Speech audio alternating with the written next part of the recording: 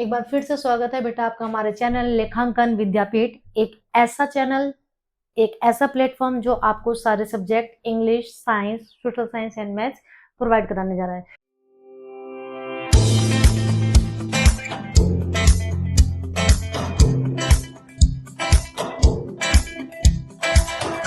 जैसे कि आप लोग जानते हैं, I am Ritu Sharma, having 18+ years of experience in my teaching field and we are doing light chapter. आपको पता है बेटा, ये फिजिक्स का सबसे ज्यादा स्कोरिंग चैप्टर है और ये हमारा फर्स्ट टर्म का फर्स्ट चैप्टर है। तो कुछ स्कूल्स में क्या है, लाइट वाले चैप्टर को सेकंड टर्म में लिया गया है, कुछ स्कूल्स में फर्स्ट टर्म में लिया गया है। तो हम लोग लाइट के बाद इलेक्ट्रिसिटी करेंगे ताकि हमारा जो दोनों तरफ का बैलेंस है वो इक्वल हो जाए। लास्ट टाइम हम लोगों ने बेटा क्या पढ़ा था, हम लोगों ने लाइट के बारे में पढ़ा, लाइट के नेचर के बारे में पढ़ा, उसकी कैरेक्टरिस्टिक्स पढ़ी, उससे रिलेटेड टर्म्स, साथ साथ में हम लोगों ने प्लेन मिरर के थ्रू रिफ्लेक्शन पढ़ा और साथ साथ में हमने क्या पढ़ा था बेटा लास्ट टाइम, स्फेरिकल मिरर। हम जानते हैं स्फेरिकल मिरर दो तरीके के थे हमारे पास, कनकेव एंड कन्वेक्स, और मैंने आप लोगों को लास्ट वाली वीडियो में कनकेव मिरर से रे डायग्राम्स बनाने के लिए रूल्स कौन से होते हैं वो बताए थे। आज की वीडियो में हम लोग क्या करते हैं, आज की वीडियो में हम लोग करेंगे कनकेव मिरर के थ्रू रे डायग्राम्स बनाना। 5 नंबर का क्वेश्चन बेटा यहाँ से आता है।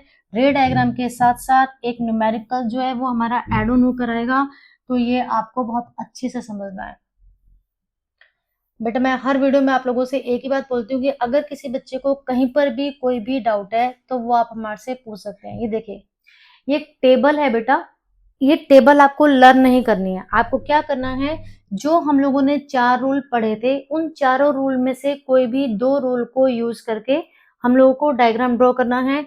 क्वेश्चन में हमें क्या आएगा, सिर्फ इस वाले पोर्शन में से एक case, there are 6 cases, means आपको क्वेश्चन आएगा कि draw a ray diagram when an object is placed between P and F in front of a concave mirror. या फिर आपको कनकेव मिरर सीधा सीधा नाम ना देकर क्या दे सकते हैं कि कन्वर्जिंग मिरर। तो ये आपको याद रखना है कि कौन सा हमारा कन्वर्जिंग मिरर है और कौन सा हमारा डाइवर्जिंग मिरर है, ठीक है बेटा। तो अब हम लोग यहाँ पर ये आएगा आपको क्वेश्चन में गिवन, डायग्राम ड्रॉ करेंगे, डायग्राम ड्रॉ करने के बाद ये है उसकी ऑब्जर्वेशन। फिर हम लोग यहाँ से क्रॉस चेक करेंगे कि किस तरह से हमारा जो डायग्राम है वो परफेक्टली निकल कर आ रहा है। तो देखो यहाँ पर जो फर्स्ट केस है ना बेटा, हम लोग नीचे से स्टार्ट कर रहे हैं। फर्स्ट केस था हमारा कि when the object is placed between P and F। अब आपको कैसे ड्रॉ करना है, सबसे पहले आपको दिमाग में ये बात रखनी है कि कोई भी रे डायग्राम बनाने के लिए हमने क्या किया, मिरर बनाया, ठीक है। मिरर के बाद हमने उसके जो 3 पॉइंट थे मेरे, P, pole, focus and centre of curvature, ये ड्रॉ कर लिया, ठीक है। इसके बाद अब मुझे देखना है कि ऑब्जेक्ट की पोजीशन क्या थी। तो इस वाले केस में ऑब्जेक्ट की पोजीशन हमें गिवन थी बिटवीन P एंड F। जैसे कि आप लोग जानते हो, हम लोगों को रे डायग्राम्स के लिए जो ऑब्जेक्ट है ना बेटा उसको एरो के साइन के थ्रू रिप्रेजेंट करना होता है, और जो भी कोई लाइट रे आप इंसिडेंट करवाएंगे मिरर के ऊपर वो आपको ऑब्जेक्ट की टिप से डालनी है। तो ये मेरा ऑब्जेक्ट हो गया। अब हमारे पास 4 चॉइसेस हैं कि मैं उन 4 रूल में से कोई भी 2 रूल यूज कर सकती हूँ। मैंने यहाँ पर पहले फर्स्ट वाला रूल यूज किया कि मैंने लाइट रे डाली, प्रिंसिपल एक्सिस के पैरेलल चली गई, ठीक है जी। प्रिंसिपल एक्सिस के पैरेलल जो लाइट रे जाती है वो हमने क्या रूल पढ़ा था कि वो फोकस से होती हुई जाती है, क्लियर। ये फोकस होती हुई जा रही है हमारी लाइट रे। दूसरा रूल जो है मैंने वो सेंटर ऑफ कर्वेचर से लाइट रे डाली। तो अब हम देख रहे हैं कि ये जो दोनों लाइट रे ना बेटा, ये दोनों क्या हो रही है मेरी, आगे जाकर डाइवर्स हो रही है। मीन्स अगर ये डाइवर्स हो रही हैं तो इसका मतलब तो ये कभी भी मीट ही नहीं करेंगी, और जब ये मीट नहीं करेंगी तो मेरी इमेज कैसे बनेगी। इसीलिए इस केस में हमने क्या किया, इस वाली लाइट रे को थोड़ा सा एक्सटेंड करके देखा। जब हम इनको पीछे की तरफ एक्सटेंड करके देखते हैं तो किसी एक पॉइंट पर ये जो मेरी लाइट रे हैं ये मीट कर जाती हैं। And this is the rule कि जहां पर भी हमारी रिफ्लेक्टेड रेस एक पॉइंट पर इंटरसेक्ट होती हैं, एक दूसरे को मीट करती हैं, उसी पॉइंट पर हमारी इमेज बन जाती है। अब आप यहाँ से क्रॉस चेक करेंगे, देखो मैंने जो है फर्स्ट वाला रूल यूज किया था, और यहाँ पर सबसे मेन मैंने इंसिडेंट करवाई इधर से, ठीक है, रिफ्लेक्ट होकर ये गई इधर से। दूसरी लाइट रे मैंने इधर से इंसिडेंट करवाई जो कि रिफ्लेक्ट होकर वापस लौट कर जा रही है। एरो के साइन के बेटा हमारा हाफ मार्क्स होता है, और स्पेशली मेंशन होता है टीचर्स की मार्किंग स्कीम में कि अगर बच्चे ने एरो के साइन मेंशन नहीं करे हैं तो उसका हाफ मार्क्स जो है वो डिडक्ट कर लिया जाए। तो हाफ हाफ करके देखो हम लोगों का कितना बड़ा लॉस हो जाएगा अगर हम हर क्वेश्चन में अपने हाफ हाफ मार्क्स कटवाएंगे। तो इसीलिए आपको इनका बहुत ही ज्यादा ध्यान रखना है, एरो के साइन का, ठीक है। अब देखो जी, यहाँ पर इन्होंने पहले फोर्थ वाला रूल यूज किया कि पोल के ऊपर लाइट रे इंसिडेंट करवाई, और हमने पढ़ा था कि पोल से ही वो वापस चली जाएगी। इसके बाद सेकेंड इन्होंने क्या किया, सेंटर ऑफ कर्वेचर से भेजी। देख रहे हैं कि दोनों लाइट रे एक दूसरे से डाइवर्ज हो रही हैं, इसीलिए क्या किया, इस केस में इसको पीछे की तरफ एक्सटेंड किया गया। अब हमें क्या लिखना है बेटा, हम लोगों को लिखनी होती है ऑब्जर्वेशन। उस ऑब्जर्वेशन में तीन चीजें आएंगी। पहला आएगा नेचर ऑफ इमेज, ठीक है। इसके बाद आएगा बेटा हमारा साइज ऑफ इमेज, ऑब्वियस सी बात है, and position of the image. अब हमें डायग्राम देखकर ये तीनों चीजें फाइंड आउट करनी है। आप देख रहे हो कि मेरी इमेज यहाँ पर बन रही है ना। तो इमेज जिस पॉइंट पर बनी उस पॉइंट का कोई नाम नहीं है, इसलिए मैंने इसके लिए क्या लिख दूंगी मैं, पोजीशन हो गई मेरी बिहाइंड द मिरर। ये बिहाइंड वर्ड के लिए हमारी एनसीईआरटी की बुक में बियॉन्ड द मिरर भी गिवन है, तो आप लोग दोनों में से कोई भी वर्ड यूज कर सकते हो, नॉट टू वरी। क्लियर। एक हो गया जी मेरा पोजीशन। अब देखते हैं कि साइज।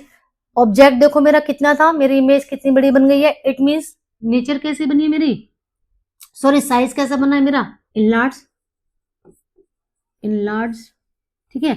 अब बात करते हैं नेचर की। आपको ये इमेज कैसे दिख रही है बेटा, इरेक्ट, मींस इसका जो हेड है वो ऊपर की तरफ है, and erect images are always virtual, so the nature of this image is virtual and erect. Clear. एक बार हम जरा क्रॉस चेक कर लेते हैं अपने ऑब्जर्वेशन वाले टेबल से। देखो हमने ये वाला केस किया था, हमारी पोजीशन क्या आई, बिहाइंड द मिरर, इमेज कैसी बनी थी, इनलार्ज, और नेचर कैसी थी, वर्चुअल एंड इरेक्ट। तो अब जाकर हमारा रे डायग्राम जो है वो कंप्लीट होगा। आई होप आपको समझ में आ गया होगा, ठीक बेटा। अब हम सेकंड केस क्या लेंगे कि when the object is placed eight F वाला हमने लिया, ठीक है। अब ये वाला लेकर चलते हैं, तो चलिए ड्रॉ करते हैं। अब मैं आपको एक ब्लैंक पेज पर ड्रॉ करके दिखाती हूँ डायग्राम, ताकि आपको इजीली क्लियर हो जाए।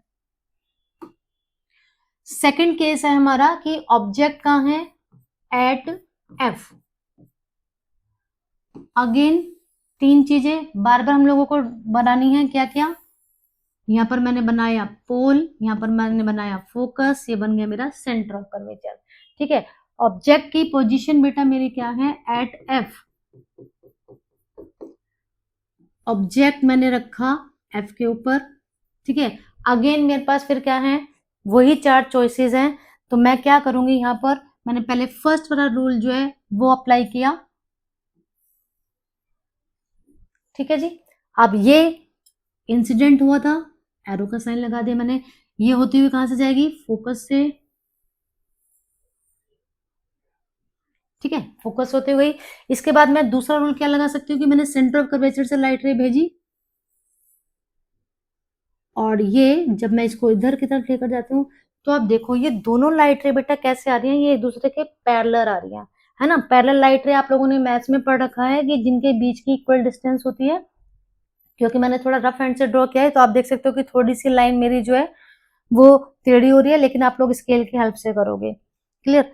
अब जब कभी भी पैरेलल लाइट रे आ गई हैं तो अकॉर्डिंग टू फिजिक्स, अगर हम लोग पैरेलल लाइट रे को एक्सटेंड करते रहते हैं तो क्या हो जाता है, कहीं ना कहीं इन्फिनिटी पर जाकर वो आपस में मीट कर जाती हैं।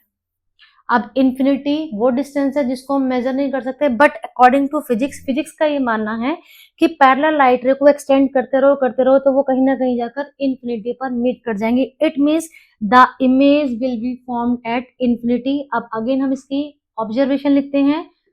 ऑब्जर्वेशन में तीन चीजें लिखनी थी, नेचर, साइज एंड पोजीशन। अब नेचर देखो, इधर कहीं मान लो मैंने मान लिया, मैं यहाँ पर इमेजिन तो नहीं कर सकती, लेकिन ऑब्वियस बात है नीचे की तरफ ही मेरी इमेज बनेगी। तो रियल एंड इन्वर्टेड, उल्टी इमेजेस बेटा उनको बोलते हैं इन्वर्टेड, और इन्वर्टेड इमेजेस हमेशा हमारी रियल होती हैं। नेक्स्ट साइज, अब यहां कहीं इधर बनी है तो ऑब्वियस सी बात है बहुत ज्यादा बड़ी बनेगी, तो हाईली इनलार्ज। ठीक है जी। अब बात करते हैं पोजीशन, हमने ऑलरेडी मेंशन करा है at infinity. Clear.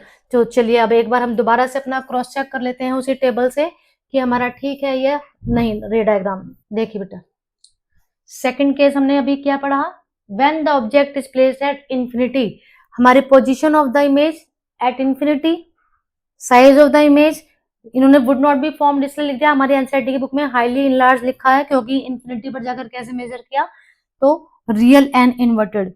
Clear, I hope आपको समझ में आ गया होगा बेटा।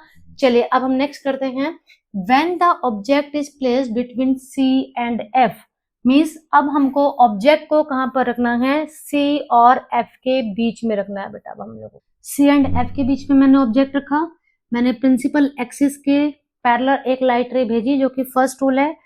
हमने पढ़ा है कि अगर प्रिंसिपल एक्सिस के पैरेलल लाइट रे जा रही है तो वो फोकस से होती हुई रिफ्लेक्ट बैक कर जाती है। क्लियर। इसके बाद मैंने थर्ड वाला जो रूल था अपना वो यूज किया कि मैंने सेंटर ऑफ कर्वेचर से लाइट रे को इंसिडेंट करवाया, वो वापस उसी पाथ से लौट जाती है मिरर से टकराने के बाद। हमने देखा कि जब हम इन दोनों लाइट रे को पीछे आगे बढ़ाते रहते हैं तो सी के पीछे किसी पॉइंट पर ये दोनों लाइट रे एक दूसरे को इंटरसेक्ट कर रही हैं। It means this is our image. तो ये मेरी इमेज बन गई है। अब वापिस से इसके हम लोग ऑब्जर्वेशन लिख लेते हैं, nature, size and position. Nature कैसी है, इन्वर्टेड इमेज है, इन्वर्टेड इमेज कैसी होगी, रियल एंड इन्वर्टेड। ठीक है। साइज कैसा बनाए जी, हाईली इनलार्ज। पोजीशन का बनी है, सी के पीछे हमें इस पॉइंट का कोई नाम नहीं पता तो हम लोग क्या लिख देंगे, बियॉन्ड सी। फिजिक्स में हम लोगों ने बिहाइंड वर्ड का एक अल्टरनेट यूज किया है रे डायग्राम्स में, बियॉन्ड। ठीक है। जैसे हमने फर्स्ट केस में देखा था कि मिरर के पीछे जो बना था बियॉन्ड द मिरर, ये बियॉन्ड सी। अब चलिए एक बार अपना क्रॉस चेक कर लेते हैं टेबल से कि क्या हमारी ऑब्जर्वेशन जो है वो ठीक है। हमने कंसिडर किया था अभी ये वाला केस, हमारी इमेज बनी बियॉन्ड सी। ठीक है। इनलार्ज बनी है, हाईली इनलार्ज या इनलार्ज केवल, उससे कोई ज्यादा फर्क नहीं पड़ता है, और साथ साथ में रियल एंड इन्वर्टेड बन गई है। ठीक है जी बेटा। चलिए अब करते हैं हम लोग next case, at C, centre of curvature के ऊपर अब हमें रखना है ऑब्जेक्ट। तो मैंने कनकेव मिरर, ठीक है, शेडेड पार्ट, इसके बाद again pole, focus, centre of curvature. ठीक है जी। ऑब्जेक्ट की पोजीशन है मेरी एट सी, इट मींस मैंने सी के ऊपर रखा अपना ऑब्जेक्ट। अब बेटा ये चीज आपको दिमाग में रखनी है कि जिस पॉइंट के ऊपर मेरा ऑब्जेक्ट रखा है, अब हम वो वाला रूल यहाँ पर फॉलो नहीं करेंगे कि मैंने ऑलरेडी सी के ऊपर ऑब्जेक्ट रखा हुआ है तो मैं यहाँ से सेंटर ऑफ कर्वेचर से लाइट रे को इंसिडेंट नहीं करवा सकती मिरर के ऊपर। तो यहाँ पर मैंने क्या किया, पहले फर्स्ट केस में यूज करती हूँ। फर्स्ट केस में प्रिंसिपल एक्सिस के पैरेलल लाइट रे गई, ठीक है, इंसिडेंट हुई इधर, टकराने के बाद कहां से जाती है, फोकस से होती हुई जाती है। इसके बाद मैं क्या करूंगी, क्योंकि मैं आप सेंटर ऑफ कर्वेचर वाला रूल तो यूज नहीं कर सकती, मेरे पास दो चॉइसेस हैं, क्या कि या तो मैं फोकस से भेजूं या फिर मैं पोल पर भेजूं। तो मैं सेकंड वाला रूल अप्लाई कर रही हूँ कि मैंने अब यहाँ पर जो है फोकस से लाइट रे भेजी, जो कि अब मिरर से टकराने के बाद हमारी सेंटर ऑफ कर्वेचर यहां पर जो है मेरी इमेज बन गई एट सी, जहां पर दोनों लाइट रे एक दूसरे को इंटरसेक्ट कर रही हैं। अब ये लाइट रे इधर से इंसिडेंट हुई थी, ठीक है, इधर से वो रिफ्लेक्ट बैक कर गई है। तो अब मेरी इमेज कहां पर बनी, again observation, nature, size, position. Nature कैसी बनी है, इन्वर्टेड, तो रियल एंड इन्वर्टेड इमेज बन गई बेटा मेरी। अब देखो ऑब्जेक्ट के साइज के बराबर ही बनी है, सेम साइज की इमेज बनी मेरी, और पोजीशन सी पर ही मेरा ऑब्जेक्ट रखा था और एट सी पर ही मेरी इमेज बन जाती है। चलिए वापस से एक बार अपना क्रॉस चेक करते हैं, क्योंकि रे डायग्राम्स जो है मैं बार बार आपको बता रही हूँ कि 110% एक क्वेश्चन यहाँ से आता ही आता है। देखिए जी, पोजीशन एट सी, सेम साइज बनी, रियल एंड इन्वर्टेड। तो मैंने आप लोगों को अभी 4 केस बेटा बनाकर दिखा दिए हैं। आई होप आपको समझ में आ रहे हैं।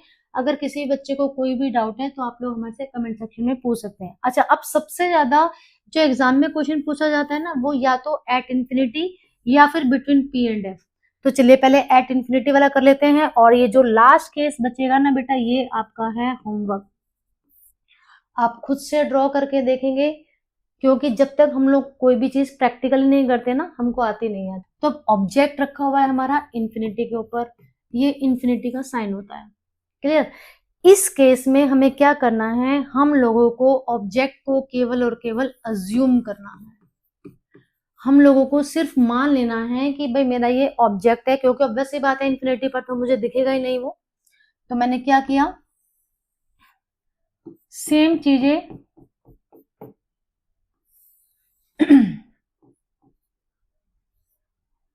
पोल, फोकस और ये सेंटर ऑफ कर्वेचर। ठीक है, अब मेरा ऑब्जेक्ट क्योंकि कहीं इंफिनिटी पर रखा हुआ है तो मैंने सिर्फ उसको अज्यूम कर लिया।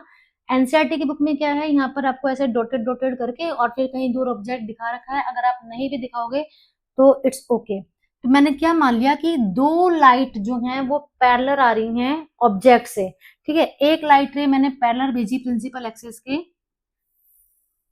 तो हम लोगों ने फर्स्ट रूल पढ़ा था कि जब कभी भी कोई लाइट रे प्रिंसिपल एक्सिस के पैरेलल आती है तो वो जब रिफ्लेक्ट होकर जाती है तो कहां से गुजरती है, फोकस से। तो वो फोकस से होती हुई चली गई। ठीक है, सेकंड मैंने लाइट रे, क्योंकि भाई मुझे तो ऑब्जेक्ट की पोजीशन पता ही नहीं है, हम तो अज्यूम कर रहे हैं। तो अब दूसरी लाइट रे जो है वो मेरी गई है यहाँ से। अब क्योंकि ये प्रिंसिपल एक्सिस के पैरेलल है तो अगेन फोकस से होती हुई जाएगी। तो इस पॉइंट पर फोकस पर हम लोग देख रहे हैं कि हमारी जो इमेज है वो यहाँ पर बन जाएगी बेटा। तो ये कैसे बनी, पॉइंट साइज बहुत ही ज्यादा छोटी सी। तो again observation, nature size position, position क्या है एट एफ, साइज क्या है हमारा पॉइंट साइज, या हाईली डिमिनाइज लिख सकते हो पॉइंट साइज, या इसके लिए हाईली डिमिनिज्ड, हाईली डिमिनिज्ड। स्मॉलर नहीं लिखना, नेचर, रियल एंड इन्वर्टेड। ठीक है, ये देखो जी, इन्फिनिटी वाला हमने केस लिया था, फोकस के ऊपर हमारी इमेज बनती है, हाईली डिमिनिश्ड या point size, and real and inverted. अब आप देखोगे बेटा यहाँ पर इस टेबल को देखकर आपको एक चीज दिमाग में आएगी। अगर आप इस टेबल को ध्यान से ऑब्जर्व करते हो तो यहाँ पर क्या हो रहा है, ये चीजें ना एक दूसरे के साथ इंटरकनेक्टेड है। वो कैसे, अभी मैं सिर्फ ये वाला जो दोनों केस है ना, ये केस और ये केस, अगर मेरा ऑब्जेक्ट फोकस के ऊपर रखा हुआ था तो मेरी इमेज कहां बन रही थी, इन्फिनिटी के ऊपर। जबकि जब मेरा ऑब्जेक्ट इन्फिनिटी पर रखा है तो मेरी इमेज कहां बन गई, फोकस के ऊपर। क्लियर? तो ऐसे चाहो तो आप लर्न कर सकते हो ताकि आपको रे डायग्राम बनाने में थोड़ा सा इजी हो जाए। फोकस के ऊपर ऑब्जेक्ट है तो इन्फिनिटी पर इमेज बनेगी, इसका उल्टा इन्फिनिटी के ऊपर मैंने ऑब्जेक्ट रख दिया तो उसकी इमेज फोकस पर बनेगी। ठीक है, इसके बाद अगला देखते हैं, अगर मेरा जो ऑब्जेक्ट था वो बिटवीन सी एंड एफ रखा था मैंने, क्लियर, तो मेरी इमेज बन रही थी बियॉन्ड सी। और जो मैंने आपको होमवर्क दिया है, जब मेरा ऑब्जेक्ट रखा जाएगा बियॉन्ड सी तो मेरी जो इमेज बनेगी वो बिटवीन एफ एंड सी बनेगी। है ना इजी? तो आप वैसे तो आपको लर्न नहीं करना है, बट अगर आपको बहुत ही ज्यादा डर लग रहा है या कुछ है तो आप एक ये वाली ट्रिक यूज कर सकते हो। ड्रॉ तो बेटा आपको तब भी करना ही करना है। और सी वाला तो सिंपल है ही है हमारा, कि अगर सी पर इमेज वो ऑब्जेक्ट रखा हुआ है मेरा तो सी पर इमेज बनेगी। क्लियर? और this is the exceptional case, क्योंकि ये सिर्फ एक ऐसा केस है जहां पर हमारा कनकेव मिरर एक वर्चुअल एंड इरेक्ट इमेज बना रहा था। बाकी सारे केसेस में आप लोग देख रहे हो कि इमेज हमारी कैसी बन रही है बेटा, real inverted, real inverted, real inverted, real inverted, real inverted. ठीक है, दैट्स वाई ये वो वाला केस है जब कनकेव मिरर को शेविंग मिरर की तरह से यूज किया जाता है। यह क्वेश्चन बोर्ड के पेपर में पूछा जाता है कि name the mirror which is used in shaving mirror and why. क्योंकि शेविंग जब करते हैं तो मिरर को अपने फेस के पास रखते हैं, तो वो पोजीशन हो जाती है हमारी बिटवीन पी एंड एफ। उस केस में हमने क्या देखा था कि जो मेरी इमेज है वो बड़ी बन रही थी। तो आप देखते हो कि जो शेविंग मिरर होता है उसमें जो फेस पूरा आ रहा है, हमारी पूरी बॉडी नहीं आती, पूरा फेस को कवर कर रहे हैं ताकि कहीं पर रेजर ना लग जाए। क्लियर। तो अब मैंने आपको क्या बोला था कि हम जब रे डायग्राम पढ़ लेंगे उसके बाद फिर हम जो इसके यूजेस है ना, अगर उसके बाद हम इन यूजेस को देखें तो थोड़ा मुझे आसानी रहेगी कि भाई इसके क्या यूज हैं और क्यों। देखो जरा एक बार यहां से,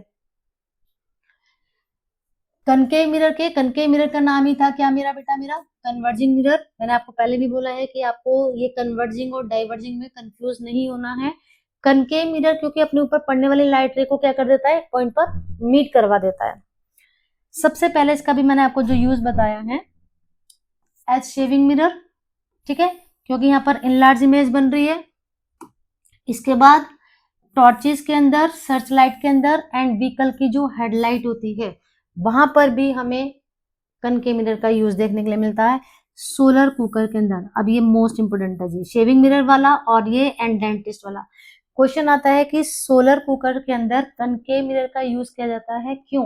क्योंकि सोलर कुकर क्या है, जो सन की लाइट से खाना पका रहे हैं, है ना, तो वहां पर सन की जितनी भी हीट पड़ रही है उसके ऊपर वो उस सबको क्या कर देगा, concentrate, because this is a converging mirror, that's why we use concave mirror in solar cooker. And the last one is by dentist और ईएनटी डॉक्टर्स। आप लोगों ने देखा है कि जो ईएनटी डॉक्टर्स होते हैं या फिर डेंटिस्ट होते हैं, डेंटिस्ट के पास तो कभी ना कभी गए होंगे, क्योंकि चॉकलेट्स इतनी खाते हो तो ऑब्वियस सी बात है किसी न किसी के दांतों में कैविटी हो ही गई होगी। तो जब आप डेंटिस्ट के पास जाते हो तो वो आपके दांत, उनके पास एक, आपको, आप लोग क्या बोलते हो उसको कि भाई उनके पास एक लेंस है, शीशा सा है, उससे करके आपके डॉक्टर जो है वो इमेज देखते हैं और आपके पेरेंट्स को दिखाते हैं, तो उसमें इतनी बड़ी सी इमेज होती है। टीवी में एड जब आते हैं तभी भी आपने नोटिस किया होगा। तो एक्चुअल में वो कनकेव मिरर है बेटा। क्यों? क्योंकि concave mirror between P and F वाली जो पोजीशन थी उसकी, अगर वहां पर ऑब्जेक्ट रखा हुआ है तो वो एक हमारी वर्चुअल एंड इरेक्ट इमेज दिखा रहा है, ताकि उनको इजिली वो आइडेंटिफाई कर सकें कि एक्चुअल में प्लेस क्या है हमारा कैविटी का। ठीक है, तो आई होप आपको कनकेव मिरर समझ में आ गया होगा। अब हम बात करते हैं बेटा कन्वेक्स मिरर की।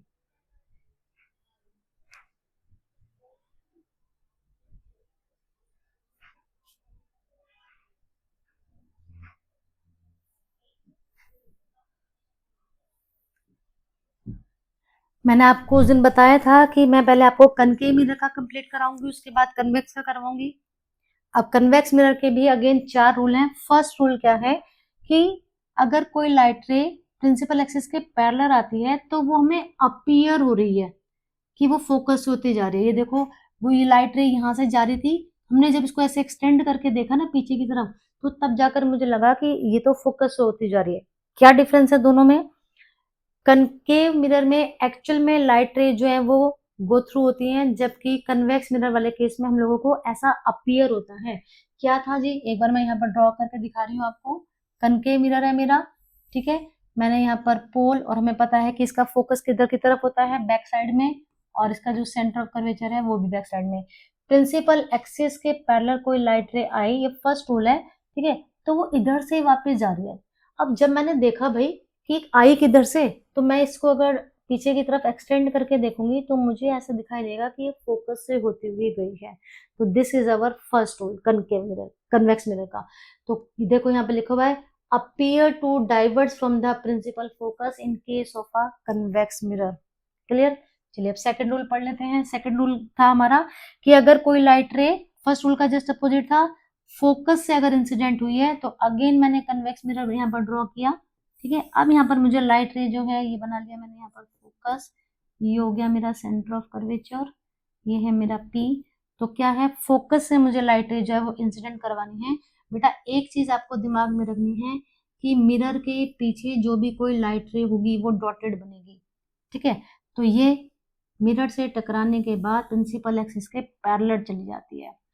इधर से आई थी, अब मैंने कहा जाती तो मुझे इधर दिख रही है, लेकिन भैया गई किधर थी, तो मैंने इसको एक्सटेंड करके देखा तो मुझे क्लियर हो गया, ठीक है। तो सेकंड रूल है हमारा a ray passing through the principal focus of a convex mirror after reflection will emerge parallel to the principal axis. Rule वही है, बस हमारा मिरर में उसकी जो रिफ्लेक्टिंग सरफेस है वो बल्गिंग आउटसाइड है, जबकि कनकेव मिरर में उसकी रिफ्लेक्टिंग सरफेस बल्गिंग इनवर्ड्स होती है।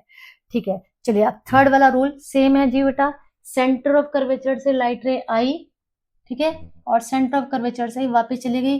क्या बार बार मैं एक बात बता रही हूँ कि मिरर के इस साइड राइट हैंड साइड में जो भी कोई लाइट रे आप लोग ड्रॉ करोगे, चाहे वो इंसिडेंट रे है चाहे वो मेरे रिफ्लेक्टेड रे है, वो हमेशा डॉटेड होगी। बस इस बात को दिमाग में रख लो, तो आपके रे डायग्राम्स में कभी कोई गलती नहीं होने वाली है। इसके बाद नेक्स्ट रूल, क्योंकि पोल हमारा इस साइड ही होता है इसमें, तो पोल पर इंसिडेंट हुई लाइट रे सेम एंगल बनाते ही पोल से वापस चली गई। क्लियर। अब जो मेरा कन्वेक्स मिरर है ना बेटा, इसके रे डायग्राम्स जब हम बात करते हैं तो इसके रे डायग्राम्स में केवल और केवल दो केस हैं। आप अपनी एनसीईआरटी की बुक उठाकर देखोगे तो कनकेव मिरर में तो वहां पर 6 केस थे, लेकिन कन्वेक्स मिरर वाले केस में केवल और केवल 2 ही केस है। एक है when the object is placed at infinity and when the object is placed between P and infinity. तो एक केस आपको मैं ड्रॉ करके दिखा रही हूँ, एक केस आप लोग खुद से ट्राई करोगे। क्लियर। तो एट इंफिनिटी वाला ही बना लेते हैं, क्योंकि वो बच्चे को थोड़ा सा टिपिकल लगता है। सॉरी, कनकेव मिरर बना रही हूँ, ठीक है। अगेन, और एक चीज और क्या दिमाग में रखोगे बेटा, चाहे आपका मिरर जो मर्जी हो, चाहे कनकेव मिरर है चाहे वो कन्वेक्स मिरर है, you should have to put the object on left side. Object हमेशा हमारा लेफ्ट साइड पर ही रखा जाएगा। तो एट इंफिनिटी, क्लियर सी बात है कि यहाँ पर मुझे इंफिनिटी जो है वो ऑब्जेक्ट क्या करना है, अज्यूम करना है केवल, ठीक है। अज्यूम करा मैंने, और मैंने क्या किया कि मेरी लाइट रे जो है प्रिंसिपल एक्सिस के पैरेलल डाली मैंने, ठीक है, और वो मुझे इधर से जाती हुई दिख रही थी। मैंने इसको ऐसे एक्सटेंड करके देखा तो मुझे ऐसा लगा, सॉरी डॉटेड बना देती हूँ इसको, पूरा ही हो गया।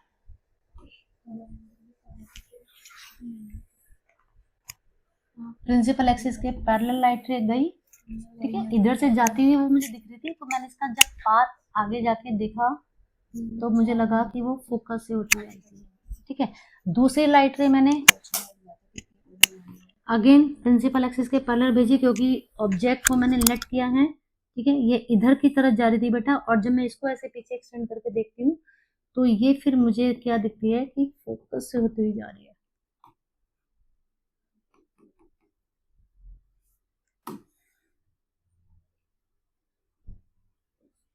फोकस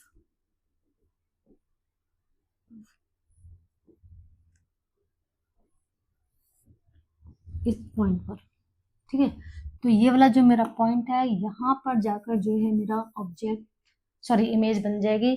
तो इसकी जो ऑब्जर्वेशन है, again nature, size, position. Nature कैसी है, क्योंकि डॉटेड लाइन से बनी है, तो डॉटेड लाइन से जो भी कोई हमारी इमेज बनती है वो वर्चुअल एंड इरेक्ट बनती है, ठीक है जी। साइज कैसा है, हाईली डिमिनिश्ड या पॉइंट साइज, और एट इंफिनिटी। क्लियर। तो आई होप आपको ये समझ में आ गया होगा। अब नेक्स्ट वीडियो में बेटा हम लोग क्या करने वाले हैं, नेक्स्ट वीडियो में हम लोग करेंगे साइन कन्वेंशन, साथ साथ में मिरर फॉर्मूला से रिलेटेड न्यूमेरिकल्स करेंगे, और आगे का जो हमारा न्यू टॉपिक है रिफ्लेक्शन वो करेंगे। तो आई होप आपको समझ में आ ही गया होगा बेटा। रे डायग्राम्स की अच्छे से प्रैक्टिस करनी है। तो अब आपको क्या करना है, ऑब्वियसली वीडियो को लाइक करना है, कमेंट करना है, साथ साथ में हमारे चैनल को सब्सक्राइब करना है। तो मिलते हैं नेक्स्ट वीडियो में, जब तक के लिए टेक केयर।